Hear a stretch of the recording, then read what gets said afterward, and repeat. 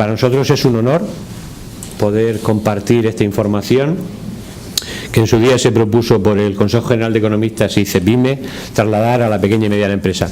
Yo voy a ser muy breve porque creo que lo importante es lo que nos puedan contar hoy, porque yo donde únicamente quiero hacer hincapié, así se lo he dicho a los medios, es que el Código de Buen Gobierno no es un código para las grandes empresas. Es decir, estamos totalmente equivocados. Al fin y al cabo, eso es lo que se transmite, la percepción que nos dan las encuestas de que eso, bueno, eso sea para las cotizadas, eso es para estas empresas que tienen que repartir dividendos, ¿no? Pero el Código de Buen Gobierno es para todos. El mundo está globalizado, las ventas online lo demuestra todo, que cualquier pequeña empresa de hoy puede ser una gran empresa dentro de 2 o 3 años. Agraciadamente en la región de Murcia tenemos algún caso de ese tipo. Por eso el Código de Buen Gobierno, la transparencia, la información a las partes interesadas, a los llamados stakeholders, que ya se ha generalizado esa denominación, es tan importante. Y por ello pues nos hemos propuesto el trasladar esa filosofía de gobernanza a todos.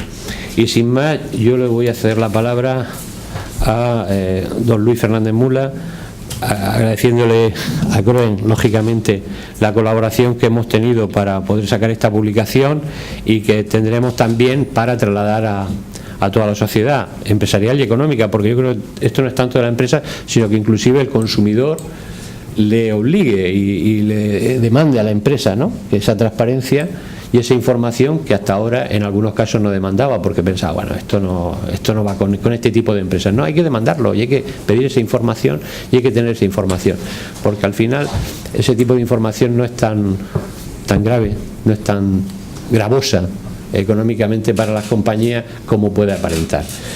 Pues don Luis, bienvenido. Don José, hay sitio delante, si queréis pasar. Damos la bienvenida aquí a señores de CROEN que se sientan detrás. Ha venido a vigilarme. ¿Qué? Ha venido a vigilarme. Sí, ha llegado justo a tiempo de la intervención de su vicepresidente. Buenos días. Bueno, buenos días a todos, y siguiendo un poco el sabio consejo del decano y amigo Ramón Madrid, muy breve. Es un placer y un honor a la vez estar en esta mesa representando a CROEN. Disculpar la ausencia del presidente Albarracín por un imprevisto de última hora ayer por la tarde, y me toca a mí venir a acompañar en este acto. Una guía que desde luego nace del espíritu y la colaboración entre el Colegio de Economistas y la patronal CROEN. Como ha comentado antes el decano, un porcentaje altísimo del tejido productivo está concentrado en la pequeña y mediana empresa. Yo creo que es una magnífica idea la puesta en marcha de esta guía del buen gobierno, de la buena gobernanza para pymes y medianas, para pequeñas y medianas empresas, ¿no? Esto no es cosa de los grandes, aquí el tamaño yo creo que no importa, ¿no? Y realmente lo que hace falta es esa profesionalización, esa transparencia, esa buena gestión que sin duda hacen de esa pequeña y mediana empresa pues que sea competente, y que yo confío muchísimo en las empresas de esta región, y creo que con esto pues se da un pasito más hacia esa profesionalización y transparencia. Y poco más que decir. Yo creo que lo más interesante es esta presentación de esta guía, que nos la puedan explicar y que la podamos disfrutar y sobre todo pues poner en práctica. Muchísimas gracias. Bueno, querido presidente, tienes la palabra. Señora consejera, José María, amigo Ramón, vamos a ver, en economía normalmente cuando describimos temas que hay que hacer debemos emplear el modo condicional, ¿no? La economía siempre está condicionada pues por la acción política, por los cambios sociales, pero aquí sí que hay un tema que yo creo que todos estamos de acuerdo, es que nuestro país, el nivel de bienestar que tenemos, necesita que cada vez más tengamos pequeñas y medianas empresas que se hagan grandes, porque es imposible que se pueda exportar regularmente y se pueda mantener la exportación sin un determinado tamaño, ¿no? Es decir, sabéis que la economía española prácticamente se habla que hay 100.000 empresas que exportan regularmente, pero evidentemente para que esto se mantenga se necesita tamaño. El tamaño implica pues que que hay técnicas empresariales, hay cosas que hacen propia las empresas grandes, que quiere decir equipos humanos, y uno de los temas es la guía de buen gobierno. Evidentemente todos estos temas, la guía de buen gobierno o muchas normativas de cumplimiento que han venido, el tema de blanqueo de capitales, el tema de protección de datos, muchas veces pecan de que son unos envoltorios con mucho celofán, pero que después son muy difíciles de que realmente aplicarlas a las empresas porque es prácticamente formalidad y hay que ir siempre al origen, a lo esencial, lo que sirve realmente a la sociedad, a las empresas. La guía de buen gobierno no pretende ser un manual de buen gobierno, fundamentalmente lo que pretende es que aquellas empresas que están ya gestionando equipos humanos de una cierta dimensión, empresas que se tienen que relacionar con otras empresas más grandes porque son proveedores o bien porque tienen que participar en concursos para adjudicación, uno de los elementos que hay que tener en cuenta es qué controles de buen gobierno tiene una determinada compañía. Y esta guía que hemos dedicado muchas horas a su diseño, fundamentalmente lo que pretende es provocar el interés. Y una vez que has provocado el interés, que permita un primer aterrizaje de las personas que gestionan esto. Y entonces este es el origen de la guía y esto es el origen que tanto el COE, CEPIME como el Consejo General de Economistas pues estamos haciendo un poco aquí de propagadores de la fe, y fundamentalmente es una guía fácil de leer, muy visual, y que las personas que pueda interesarle pues yo creo que tienen como una pequeña rampa de lanzamiento para darle vueltas a las cosas. Y muchísimas gracias por invitarnos y permitirnos hacer esto, ¿no? Gracias. Pues querida consejera.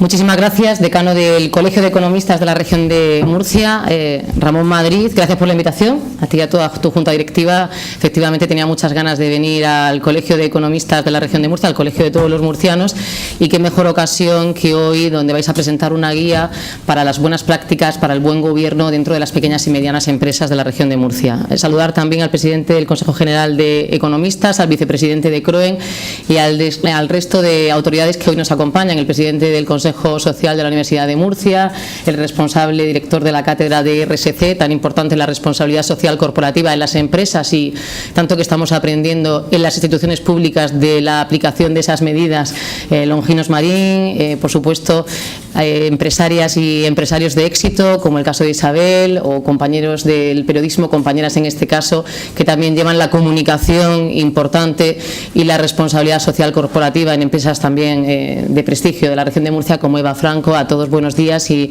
muchísimas gracias por esta maravillosa acogida a un tema que para nosotros es fundamental ya en el siglo XXI, como es la transparencia, la participación, el buen gobierno, la colaboración institucional y los beneficios, la utilidad de aplicar ese tipo de medidas en todas las administraciones públicas, los colegios profesionales, los sindicatos, las universidades, en todas las administraciones que por supuesto tienen una gran responsabilidad en nuestra sociedad.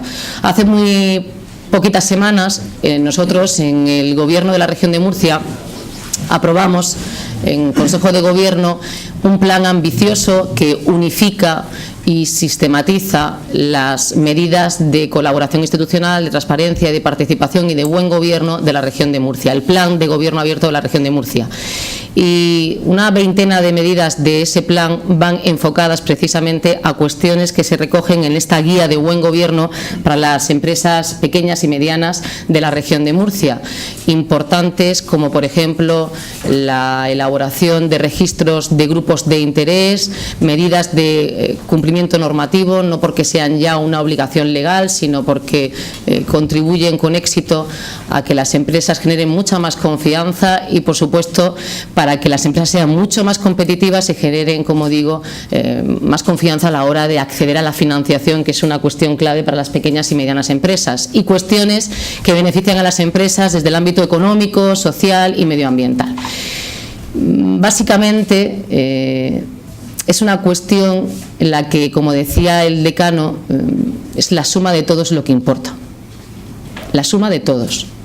No la suma de unos pocos, aunque sean grandes, sino la suma de todos, porque es una cuestión de responsabilidad, porque la publicación de información veraz, rigurosa, contrastada, porque el acceso en estos momentos a la transparencia en la gestión y el poder tomar decisiones consensuadas, dialogadas, negociadas, pero con información de base que sea rigurosa, es trascendental, es fundamental y puede cambiar el futuro de lo que en ese momento nos esté ocupando, ¿no? Temas muy importantes de región. En ese sentido, pues también al coordinador de la guía y a todos los que habéis tenido un protagonismo y un papel fundamental en esta guía, felicitaros, y lo que podamos aprender también desde el Gobierno de la región de Murcia, de vuestros consejos y de lo que el contenido de lo que aquí se recoge, pues también lo aplicaremos nosotros para el beneficio de toda la sociedad. Muchísimas gracias, enhorabuena por esta jornada, enhorabuena por esta guía y que dentro de muy poquito nos volvamos a ver. Decano, muchas gracias. Sin más, vamos a permitir, voy a despedir a la consejera y se va a formar la mesa de los técnicos, ¿no? Aquí me gustaría pues agradecer a la cátedra especialmente de la Universidad de Murcia y a su dirección, al profesor Longino Marín, agradecer, como he dicho, a Isabel de Ifrimur, a Eva de Hidrogea, también acompañado que viene a la cátedra, ¿no? Porque tiene aquí al Consejo Social en pleno también acompañándolo, y bueno, ya todos ustedes, ¿no? Como saben, la mesa la va a formar el profesor Longino Marín como moderador, Mac Goch, que es el que va a presentar la guía, doña Isabel Sánchez, que va a intervenir contando su experiencia, doña Eva Franco, que también lo va a hacer así, y luego pues habrá un pequeño debate, si ustedes lo estiman oportuno, lógicamente. Pues muchísimas gracias. Gracias al Colegio de Economistas por darme la confianza de moderar esta mesa interesante en la presentación de la guía de buen gobierno para empresas y pymes en la región de Murcia. Quiero darle por un lado, la felicitación al colegio por el acto de presentación y darle la enhorabuena también por el excelente trabajo resultante en esta guía que intenta trasladar efectivamente las políticas de buen gobierno a las pequeñas empresas. Desde los años 50 la responsabilidad social surgió viendo qué papel tenían que ocupar las empresas en la sociedad. Y desde siempre se ha prestado una especial atención a las empresas grandes, de tal manera que la actividad de una empresa grande tiene un verdadero impacto en la sociedad e influye en cómo esa sociedad evoluciona. Pero en territorios como España y particularmente en Murcia, todos sabemos que efectivamente la composición de las empresas son principalmente empresas pequeñas, de tal manera que todas estas políticas de responsabilidad social, de gobierno corporativo, donde tiene realmente un traslado y un impacto efectivo en la sociedad, es si somos capaces de trasladar estas políticas de gobierno corporativo a las pequeñas empresas, convenciéndolas o intentándolas convencer de que la responsabilidad social y el gobierno corporativo lo que realmente se configura como una herramienta de competitividad, de tal forma que las empresas más responsables pues son capaces de atraer el talento, de generar más confianza en los clientes, de tomar decisiones que al final dan confianza en la sociedad en la que están. Y ahora mismo, como bien decía la consejera, el presidente el decano del colegio, realmente lo que necesitamos es confianza en las instituciones, en las empresas, y especialmente en el caso del tejido empresarial murciano, en el caso de las pymes. Tenemos muchos retos a nivel de responsabilidad social, es un continuo, los retos hace 50 años eran unos y hoy son otros. Los retos más importantes probablemente, también como se ha comentado, es que está muy bien que exijamos que las empresas sean responsables, está bien que intentemos que las políticas de gobierno corporativo y responsabilidad social se apliquen en las pymes, pero no olvidemos que las empresas, las pymes, viven en un contexto social, en un contexto económico en el que también el entorno es importante. Y en esa línea, pues en la Cátedra de Responsabilidad Social Corporativa de la Universidad de Murcia llevamos pues 6 años intentando fomentar también e impulsar la responsabilidad social de las administraciones públicas de una parte, y también la responsabilidad social de los ciudadanos en general. Solamente ciudadanos maduros desde el punto de vista de la responsabilidad social serán capaces de premiar a aquellas empresas que sean responsables y de castigar a aquellas empresas que sean irresponsables. De tal manera que esos vasos comunicantes entre las distintas instituciones, administraciones públicas, empresas y ciudadanos serán lo que hagan evolucionar una sociedad, y al final que todo el impacto que generan las organizaciones en la sociedad sea un impacto positivo, ¿no? Que es lo que al final da madurez y desarrollo económico en los territorios. Por tanto, en mi opinión, la guía es pertinente, es adecuada, y bueno, pues no era de esperar otra cosa viniendo del Colegio de Economistas y contando con la autoría de algunos compañeros bajo la dirección de Max Goss. También cuenta con la participación de Marcos Antón, del Colegio de Economistas de la región de Murcia, José María Nomoneva también, de la Universidad de Zaragoza. En definitiva, un elenco de autores que garantizaban que la obra pues tenía solidez y sentido, ¿no? En este sentido, pues también nos acompañan en la mesa, aparte de Max, que ahora lo presentaré, pues Isabel Sánchez y Eva Franco. Yo hace una semana leía en prensa que había algunos compañeros míos de la universidad que se habían negado a asistir a actos donde participasen más de 2 personas y no hubiese mujeres.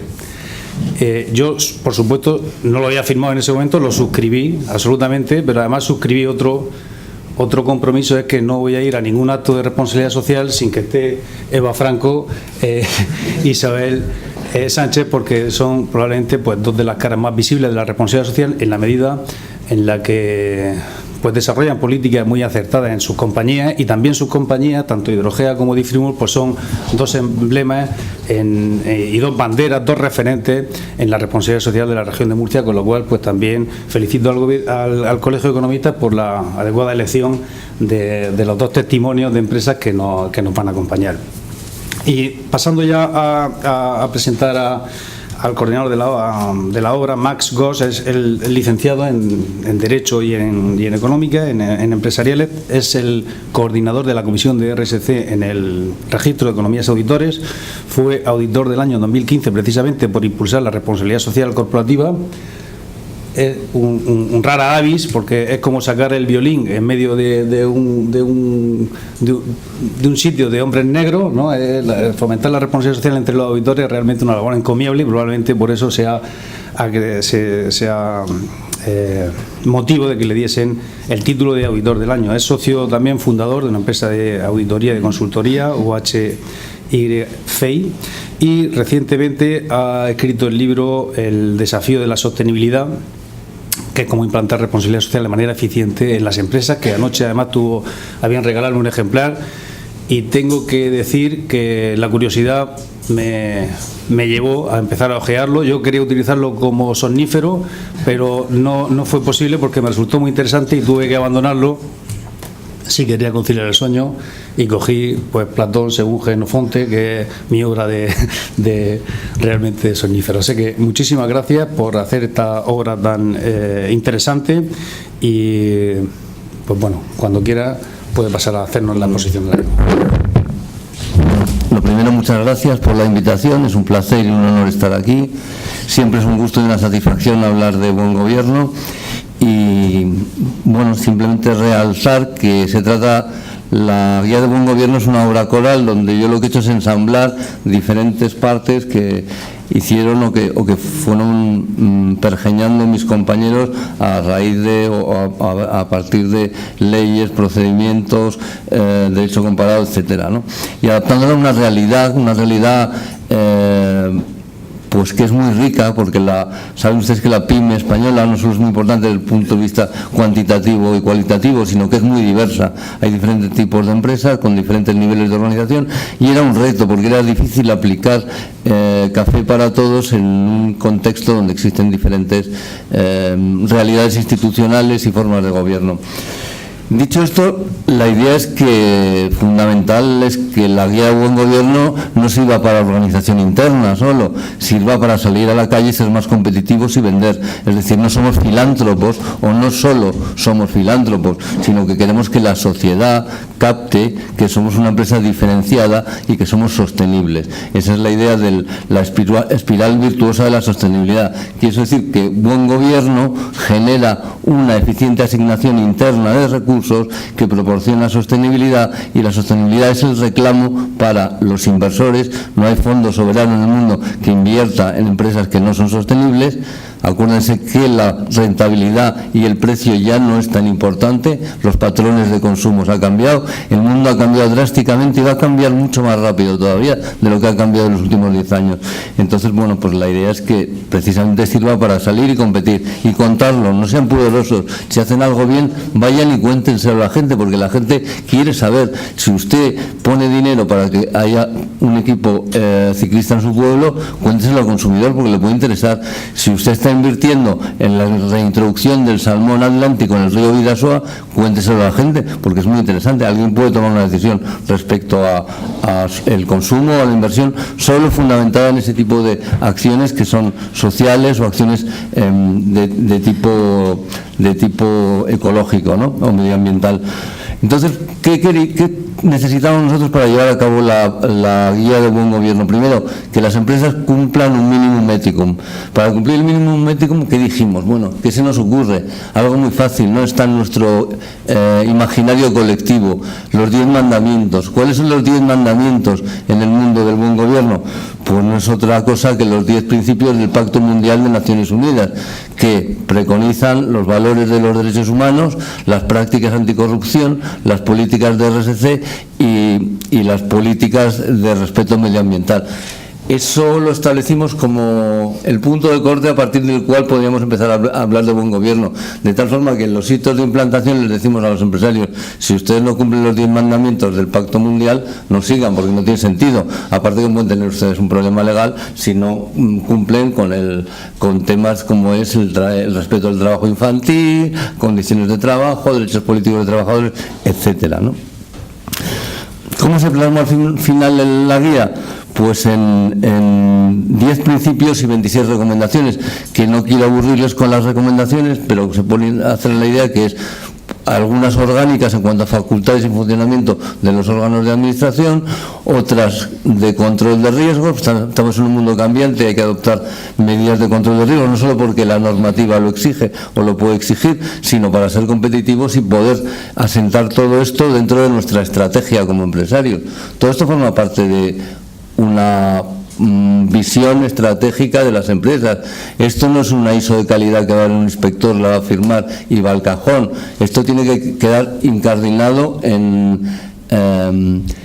el colectivo, en el imaginario colectivo de las empresas, dentro de su visión y misión, dentro de sus principios fundamentales. Si no, no tiene sentido, si no sería una actividad de un departamento más y además fracasaría en la implementación. O sea que si no se lo creen, no lo implanten, porque no tiene ningún sentido. Hacer énfasis de que a lo que no nos va a llevar la ley nos van a llevar los mercados, es decir, que todo aquello que queda fuera del ámbito de cumplimiento normativo, los grandes empresas solo quieren proveedores donde puedan ver la sostenibilidad. Es decir, acuérdense, la información financiera es muy importante, pero es la foto finish a 31/12, pero no mucho más. Sin embargo, un informe de sostenibilidad le va a contar su desempeño pasado, presente y futuro, y las proyecciones y los indicadores, porque en esto el buen gobierno no son valores vacuos, no es poesía, no son pájaros y flores. Todo lo que no se puede medir en términos de buen gobierno de RSC no existe. Es decir, que todo tiene su indicador. Entonces, bueno, la ley de contratos del sector público nueva establece determinadas medidas de RSC y de buen gobierno que pueden puntuar en los concursos públicos para los licitadores, lo cual creo que es un avance muy importante, pero donde no le lleven las leyes les va a llevar sin duda el mercado. El mercado es el juez supremo que dicta la sentencia de quiénes somos y a dónde vamos y si lo hacemos bien o mal. ¿Qué hemos hecho? Pensando además que en la guía Muchos de los usuarios de la guía, a su primer contacto con el buen gobierno, hemos puesto anexos con legislación, doctrina, marcos conceptuales de presentación de la información financiera. ¿Para qué? Para que tuvieran chuletas, para que tuvieran las chuletas para poder apoyarse y poner en marcha la guía, porque hay temas relativamente complicados, ¿no?, en cuanto a funcionamiento del Consejo o medidas éticas o conflictos de interés. Entonces damos profusa documentación para que la gente pueda tener una base para tomar las decisiones. Y luego, al hilo de lo que les decía, de que lo que no se puede medir no existe, hemos hecho un test de autoevaluación para saber el grado de cumplimiento de políticas de buen gobierno dentro de la empresa. Tiene determinadas preguntas, establece una puntuación y establecemos diferentes acciones en función de la puntuación que tiene cada empresa. ¿Qué quiere decirse? Pues que los 200 puntos es la excelencia, y si tiene usted menos de 80 no acometa usted un plan de buen gobierno, porque tiene que revisar muchos aspectos básicos del funcionamiento, sobre todo ético, de su sociedad. En el test de autoevaluación pues se habla de segregación de funciones, de auditoría, de control interno, de transparencia, de todo ese tipo de cosas que son básicas y que hay que medir y se deben de medir para seguir adelante con el proyecto. Y respecto a los hitos de la implantación de la guía, ¿cómo se implanta? Pues yo diría, lo más importante es primero cumplir los 10 mandamientos, es decir, el Pacto Mundial, los 10 principios del Pacto Mundial, luego hacer el test de autoevaluación, cómo estamos a nivel de cumplimiento, y en función de eso tomar unas medidas y proyectarlas en el tiempo, porque hay que ser consciente de que las pymes no tienen los recursos que tienen otras empresas para acometer estos proyectos. Por otro lado, saben ustedes una cosa, que los que trabajan en torno a pyme, lo bueno de las pymes es que cuando quieres que pase algo normalmente pasa, y sin embargo los entornos multinacionales de empresas grandes no es tan fácil, porque hay departamentos, hay luchas de poder, hay otro tipo de organización y otro tipo de condicionamientos. En una pyme, cuando el sheriff dice que algo tiene que pasar, normalmente pasa, y es una ventaja que le da mucho dinamismo y le da la posibilidad de competir. Como conclusiones, pues yo diría, si no se lo creen, no lo implanten. Si se lo creen, no solo implantenlo, sino que cuénteselo a la gente, cuénteselo a sus amigos, a otros empresarios, cuénteselo a sus proveedores, porque les puede servir, y a ustedes también. Saben el problema de las subcontratas, los proveedores en terceros países, etcétera, etcétera, etcétera. No se trata solo de ser bueno, sino que los que nos rodean sean muy buenos o mejores que nosotros, para no tener problemas reputacionales. Y por otro lado, pues lo que decía, no tengan pudor, si hacen algo bien y gobiernan bien su empresa y tienen políticas de RC, cuéntenlo primero para la gente que trabaja con ustedes. Segundo, para la gente que va a trabajar con ustedes, porque los millennials ya su forma de ver las empresas es distinta, y ya no eliges tú a tus colaboradores, casi tus colaboradores te eligen a ti, ¿no? Y déjenlo dentro de lo que es la visión y misión del empresario. Es decir, esto no es un proyecto más, esto es una forma de funcionar que en sí mismo es un modelo de gestión. Y si lo aplican como un procedimiento accesorio y aleatorio para una parte de la empresa, no funcionará, fracasará y habrán tirado el dinero. Es decir, incardínenlo, ténganlo dentro de la caja fuerte de sus ideales como empresarios, y úsenlo y desarrollenlo, y sobre todo cuéntenlo. Y eso es fundamental.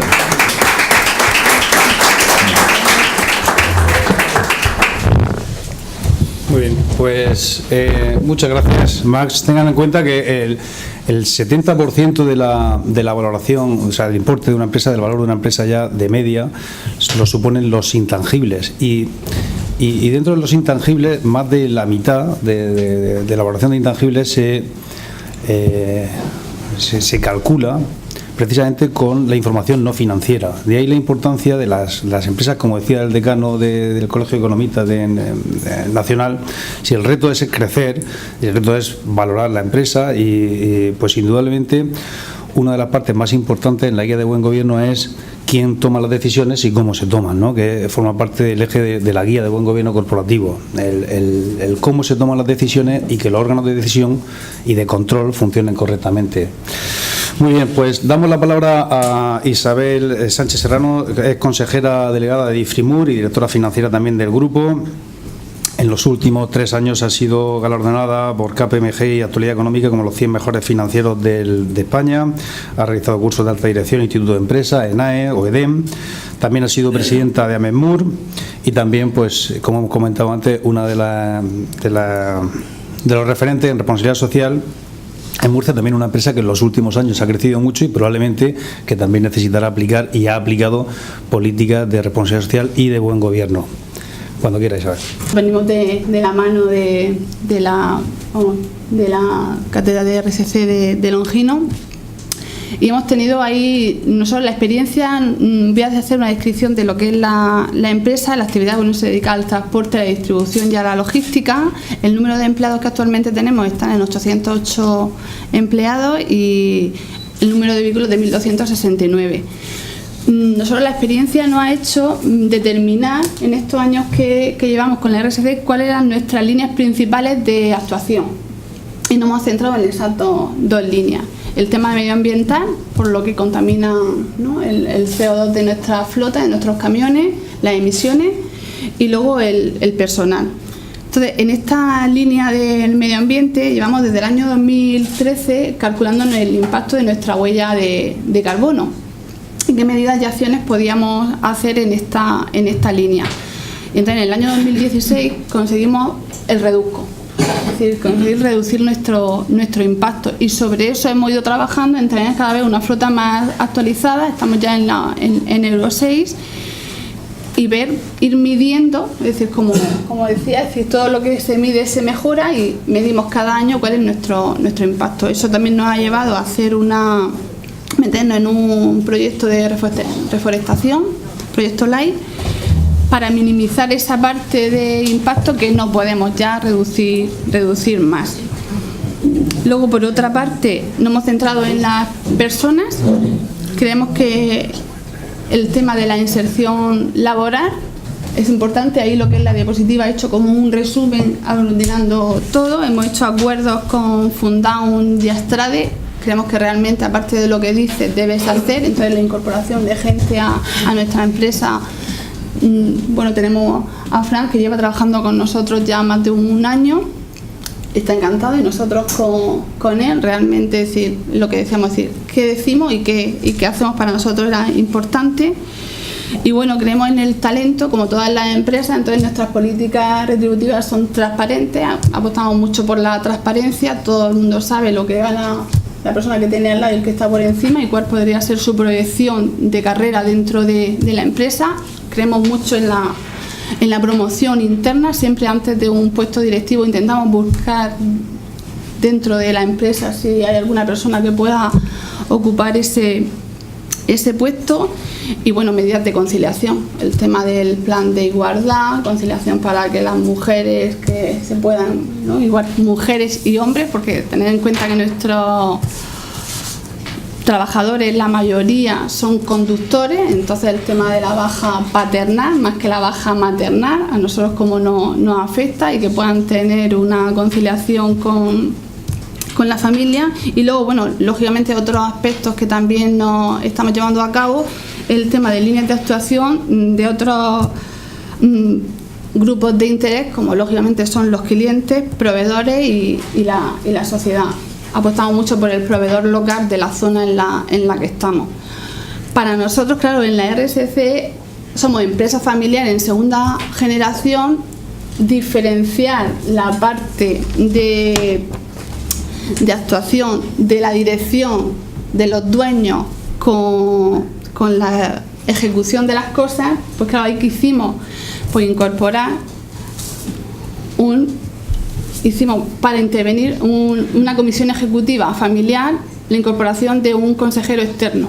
Realmente eso también hubo un antes y un después dentro de la empresa, porque al incorporar a esta persona, pues claro, te hace un poco, como digo yo, dentro de la empresa familiar, de mediador a la hora de los posibles conflictos que pueda haber, y luego a la hora de ejecutar directamente la idea o la estrategia del grupo.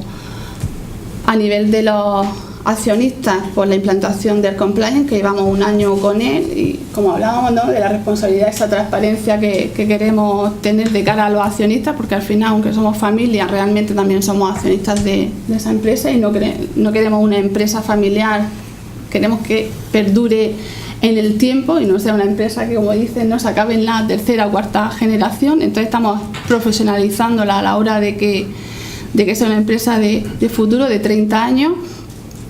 Y luego, bueno, la comisión, como he comentado, de igualdad, personas que no están directamente relacionadas con los directivos o con los jefes de la empresa, son comisiones externas, es decir, ellos transmiten luego al Consejo de Administración las ideas o propuestas que tienen, y luego un comité de RSC, que también es el que un poco hace.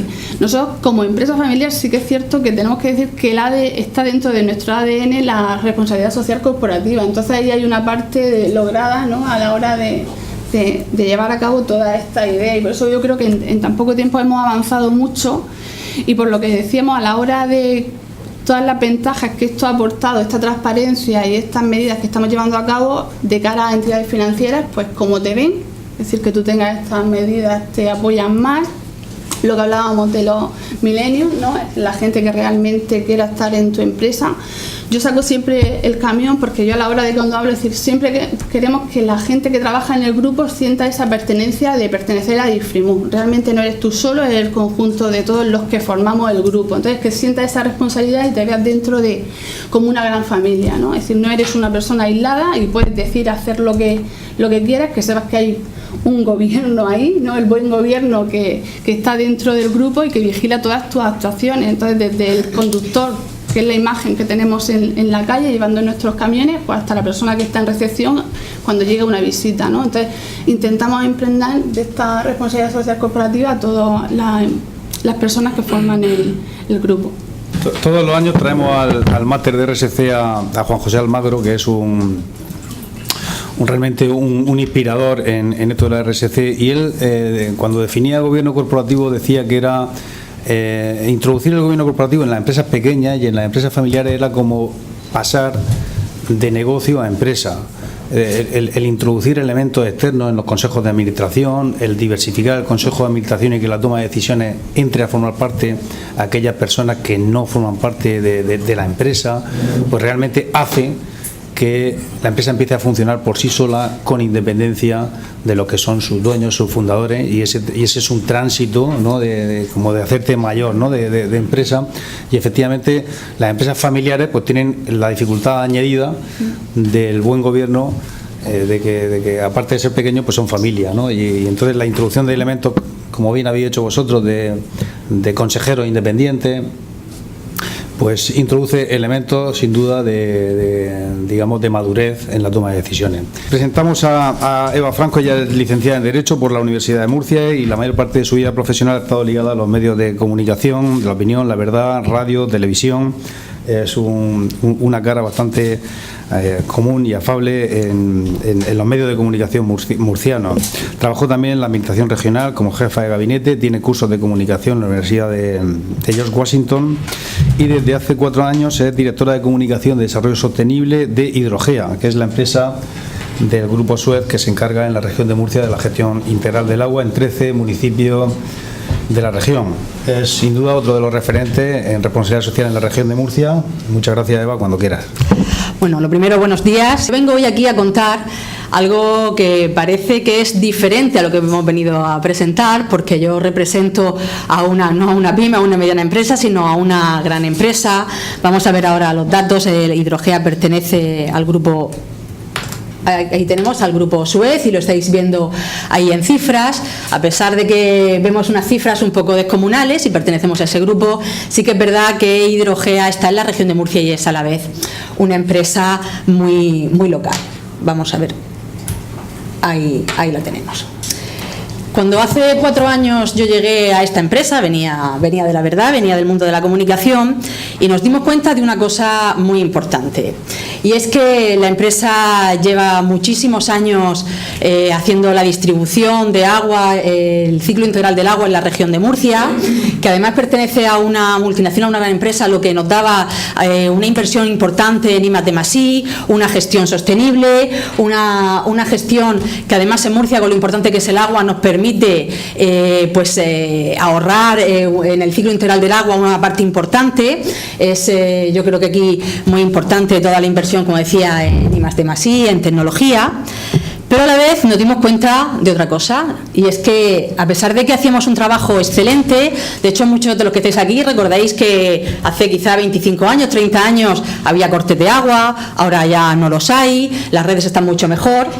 Hacíamos una gestión, yo creo que excelente, estábamos muy alejados de lo que era nuestro grupo de interés y de lo que era la sociedad en sí. Nos dábamos cuenta que la gente, que como decía antes mi compañero de mesa y Max, el autor de la guía, que teníamos que contar cosas, porque por mucho que uno haga las cosas bien, si luego no las cuenta, el usuario final, da igual que sea un cliente cautivo como tiene el agua, porque nosotros no tenemos competencia, o una empresa que se dedica a hacer bolsos o a vender zumos, si al final no cuentas que las cosas las haces bien, eso puede llevar a un consumidor a comprar tu producto o no comprarlo, y en nuestro caso lo que teníamos que hacer era explicarle a la sociedad por qué nosotros, como veis, nosotros estamos en 13 municipios y lo hacemos por medio de dos formas diferentes jurídicas, una por medio de sociedades mixtas, estamos con los ayuntamientos, nosotros tenemos el 49%, los ayuntamientos el 51%, o bien por medio de concesiones. Teníamos que explicarle a la sociedad por qué nosotros éramos merecedores de tener ese contrato a larga duración, esa concesión, o bien ser la parte privada de una empresa mixta. Y es importante, y sigue siendo importante para nosotros, demostrar por qué somos merecedores y por qué tenemos que estar ahí. Porque sí que es verdad que la sociedad, tal y como ha quedado estructurada, pues después de los últimos cambios políticos o después de las últimas cosas que están pasando, decía más que va a evolucionar mucho más rápido de lo que ha evolucionado ahora, para nosotros y para nuestro negocio también ha habido muchos cambios alrededor que nos hacen que tengamos que tener una posición diferente, y creo que esto que estoy contando, que ha llegado ya quizá a mi empresa, puede servir para otras pequeñas y medianas empresas, porque creo que también va a llegar. Al final, no solamente ya se te presupone que tu gestión del servicio del agua tiene que ser excelente, tiene que ser muy buena, eso ya todo el mundo lo presupone, y por supuesto es tu obligación, pero te piden un plus más, como decías, hacerte merecedor de ese contrato. Por lo tanto, bueno, ahí también tenemos las cifras de Hidrogea. Por lo tanto, nos dimos cuenta que nuestra misión tenía que ser una muy importante, y era basarnos en el diálogo. Teníamos que dialogar, y dialogar con nuestros grupos de interés, contarle lo que hacemos, porque además en Murcia, donde no hay agua y hay que traerla desde muy lejos o hay que desalarla, la gente se había acostumbrado a que abrir el grifo era algo absolutamente normal. No solamente abrir el grifo, nosotros llevamos el agua, pero también la recogemos, la llevamos a la depuradora y intentamos darle una segunda vida y apostar por la economía circular. Pero de todo eso la gente en realidad no sabía nada. Sabía que el agua era cara, que nos gusta o no nos gusta como sabe, pero no conoce el trabajo que hay detrás de abrir un grifo, y eso sin duda había sido un poco culpa nuestra, porque nos hayamos dedicado en una empresa que tiene miles de ingenieros a hacer un buen trabajo, pero no a contarle a la gente lo que hay detrás de ese trabajo, ¿no? Entonces, como decía, pues nos dimos cuenta que teníamos que apostar por el diálogo con nuestros grupos de interés, pues dialogar con nuestros clientes, que es un grupo de interés súper importante para nosotros, evidentemente, con nuestros empleados, que al final iban a ser nuestros embajadores de marca, que son fundamentales, pues con las administraciones, con la comunidad local, con nuestros proveedores y, como no, una empresa como la nuestra, pues apostar por el medio ambiente. Siguiendo un poco lo que decía Max, que me ha parecido súper importante y súper interesante, porque nosotros ya lo estamos viviendo en nuestra empresa, y también a lo mejor quizá porque vengo de la comunicación y por eso me gusta más este tema, es importante, fundamental y obligado tener todas las ISO posibles, tener todas las certificaciones posibles, pero al usuario final, eso, como decía, ya te lo presupone, y eso no es un plus. Hay que hacer muchas más cosas, y sobre todo hay que tener alianzas con esos grupos de interés. Yo no quiero empezar aquí a volveros locos de todo lo que hacemos, simplemente quizás dejar unas pinceladas. En el tema, por ejemplo, de los empleados, nosotros en Hidrogea tenemos casi 700, el 23,57 son mujeres. No tenemos una cifra demasiado espectacular, pero sí que es verdad que en esto sí que les quiero contar una cosa, y es que también la sociedad si las empresas tienen que aportar mucho, la sociedad también va a un ritmo y nosotros nos tenemos que adaptar. Nosotros intentamos mejorar esta cifra y de hecho tenemos objetivos para mejorar esta cifra, pero nos dimos cuenta, por ejemplo, que hay trabajos que la sociedad no los demanda porque las mujeres, por lo que sea, no tienden a hacer esas carreras. Y por ejemplo, cuando quisimos contratar a operadoras de red, no había ninguna. Era imposible contratar a una operadora de red. Bueno, las empresas tenemos mucho que hacer también y hemos puesto en marcha cursos de formación de operadores de red destinados a mujeres para ver si conseguimos cubrir esas plazas con mujeres, pero realmente las mujeres no demandaban ese puesto de trabajo. Bueno, pues decirles que tenemos ya un segundo plan de igualdad, tenemos un protocolo de acoso, flexibilidad horaria, planes de formación y también, como decía mi compañera, pues la retención del talento, que también es súper importante. Bueno, todo esto os he puesto ahí imágenes pues de visitas que hacemos con colectivos, pues a nuestras plantas potabilizadoras, a las depuradoras, para que vean lo que hacemos, cómo trabajamos. Contar las cosas al final, que decía mi compañero, dice mucho de si compran nuestro producto o no, y contar las cosas que estamos haciendo bien es muy importante. Hasta ahora parecía que la comunicación era menos importante y yo me alegro que cada día lo sea más. Bueno, pues el tercer sector, nosotros tampoco podíamos olvidar el tercer sector. Tenemos ayudas para ONGs, colectivos varios, Cáritas, campamentos de verano, banco de alimentos y por supuesto toda la parte de medio ambiente. Nosotros somos una empresa fundamentalmente medioambiental, por lo tanto pues tenemos acuerdos con asociaciones ecologistas, con ANSE, a nuestra apuesta por las energías renovables, la reutilización. En Murcia el agua, darle una segunda vida es fundamental, pues tenemos una apuesta importante en innovación para poder el agua que sale de las depuradoras. De hecho, ya se la damos a los regantes, esto es una cosa que nadie sabía y que cada vez por suerte se sabe más. Todo el agua que sale de las depuradoras va a los regantes, que sin duda para ellos es un riego importante. Nuestra inversión en I+D+I, bueno, voluntariado corporativo. Yo no quiero tampoco agobiaros con mucho más. Bueno, tenemos también planes de formación y educación, esto es fundamental para niños en los colegios, esto es fundamental. Y solamente, bueno, tenía 2 vídeos, no los voy a poner, pero me los voy a pasar directamente porque me han dicho que tengo que ser, pero sí que os quería terminar con esta publicidad. Esta la hicimos en Alcantarilla, donde también allí gestionamos el agua, y lo importante que es para nosotros acercarnos a nuestro grupo de interés. Qué mejor representante que tenemos que la gente que consume agua y a la gente también a la que ayudamos, Hidrogea Ayuda. Por ejemplo, la primera es la cocinera de un comedor social al que damos una donación, y el segundo es el representante de las fiestas de Alcantarilla, que acaban de terminar. Mi director general ha sido el brujo del año. Bueno, pues esta es la publicidad que quizá habéis visto ya en autobuses, ya habéis visto en algún sitio, y bueno, pues un poco el explicaros que, además de lo que he dicho, de rendir cuentas a nuestro consejo de administración cada 3 meses y ser transparentes, nos hemos dado cuenta que con eso no es suficiente, que nosotros pensábamos que somos transparentes, pero la transparencia también hay que llevarla a la gente, y solamente generando, cuando decía Noelia Arroyo, esa confianza y esa transparencia, creo que las empresas tienen futuro y pueden ver el horizonte a medio y largo plazo. Ser responsable era hacer lo que debes y decir lo que haces. El problema es cuando te pones a decir más de lo que haces o cuando no haces lo que debes, y en cualquier caso se producen esos desequilibrios. Precisamente en responsabilidad social todos hemos sabido, hemos escuchado en los últimos años cierto abuso en la comunicación de la responsabilidad social, y bueno, pues eso también provoca, ¿no?, cierta desconfianza por parte de los consumidores. Hay algunos estudios que hemos hecho con el Colegio de Economistas, precisamente en la cátedra de RSC, sobre percepción de los consumidores sobre RSC en la región de Murcia. No quería dejar de decirlo por si alguien está interesado en qué opinan los consumidores de las empresas en general y sobre la responsabilidad social de la región de Murcia. Tenemos 3 estudios de esto y ahora precisamente estamos haciendo el 4. Y la generación de confianza que decía Max, Isabel y Eva, precisamente sale también en algunos estudios que hemos hecho en la cátedra sobre el nivel de responsabilidad social en las empresas de la región de Murcia.